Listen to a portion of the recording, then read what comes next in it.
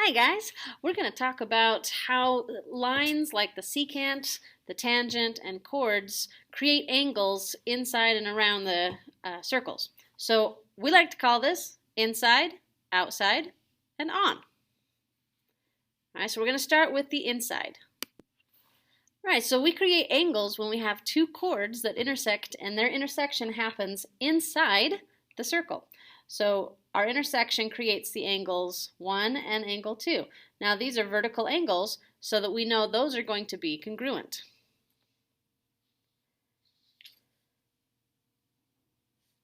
Okay, now our theorem says that, okay, well if we have this happening, we create these angles, the measure of the angle formed by the two intersecting chords is equal to half of the sum of the measures of the intercepted arc. So we can figure out how big these angles are based off of these intercepted arcs. All right, so we're going to take a look at an example. We have arc AC is given as 80 degrees, and arc DB, the measure is 30 degrees. And I'm asking you to solve for x. All right, so this is an intersection that's happening inside the circle. So we're going to take the intercepted arcs, add them together, because it's the sum, and then we divide by the 2. So 80 plus 30 is 110, and then 110 divided by the 2 gives us 55 degrees. All right, so here's another example using the same in theorem. We have our intersection still happening on the inside of the circle. We know that the angle CEB is 40 degrees, and that arc CB is 54 degrees, and then I'm asking you to solve for this other arc, this arc length measure of the arc AD. So I'm solving for x. Right? So we still set everything up as we normally would. Okay? So I know that this angle is going to be equal to half of these two arcs added together. So I'm going to say 54 plus x divided by 2 is equal to 40. Then I'm just going to multiply both sides by 2, so I don't have to deal with fractions. And 2 times 40 is 80. And then I'm going to solve by subtracting the 54 from each side. And we figure out that x is equal to 26 degrees. In other words, the measure of the arc, AD, is 26 degrees. All right, now it's time to talk about the intersections on the outside. So these can happen in 3 different ways. We can have two secants that intersect on the outside. So remember, a secant is a line that cuts through the circle or intersects the circle twice. And you can also have one secant, that's this top one, and a tangent. Remember that a tangent intersects the circle at exactly one spot. And then you can have two tangents. So a tangent here and a tangent here. All of these intersect on the outside of our circle. All right, now how we figure out the measure of that angle that's created by that intersection is that we're going to take the intercepted arcs and we're going to use the difference and then divide it by 2. So the measure of the angle formed is equal to half of the difference of the intercepted arcs. Okay, so instead of adding them together and dividing by 2, now we're going to subtract them and divide by 2. All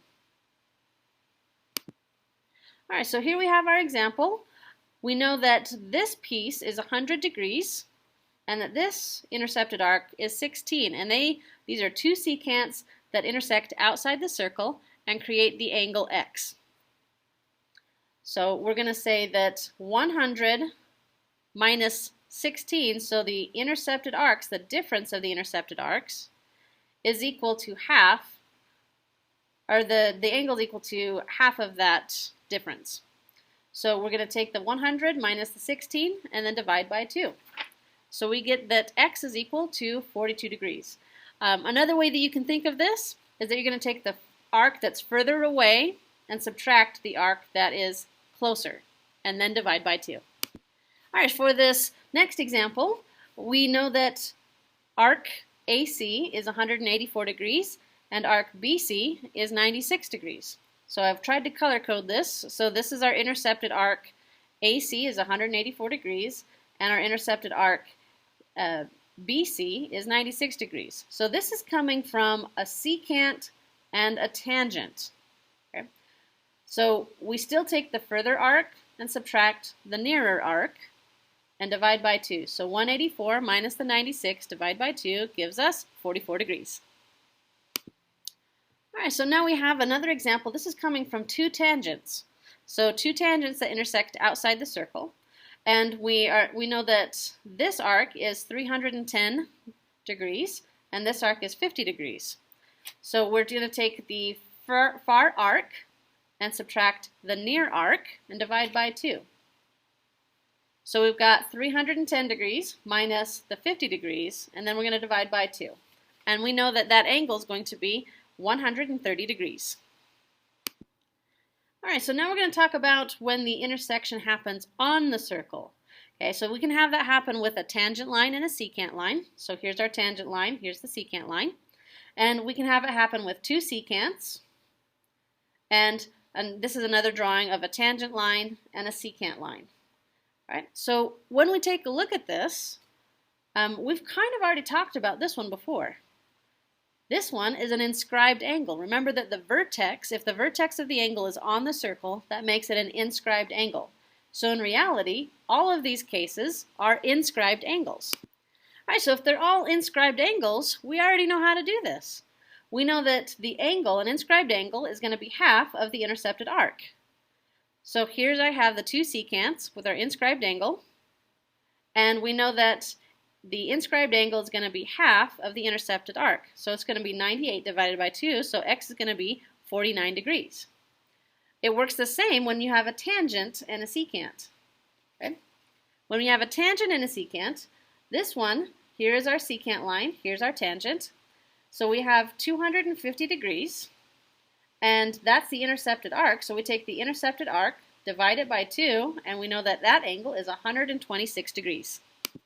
All right, so now we've talked about how the angles are created when they intersect inside, outside, or on our circle. So now we're going to talk about the actual chord lengths. So if we have intersecting chords, there's a certain theorem that we can use to figure out the different segments in the pieces that get cut off of those chords. All right, so we're going to look at this. We've got this section of it's A, this section's B, this is C, and this is D. Now I can draw this and create two triangles. So I can connect this point to here and this point to here and can create two triangles. When we do that, we get these two triangles, and we can say that these two triangles are similar by angle-angle similarity.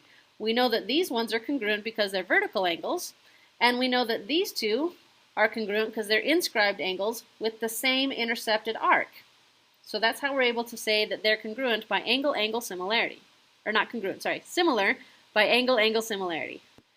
Okay, so if we know that the triangles are similar, we can set up a proportion because the sides of similar triangles are proportional. So I can say that A over D is equal to C over B.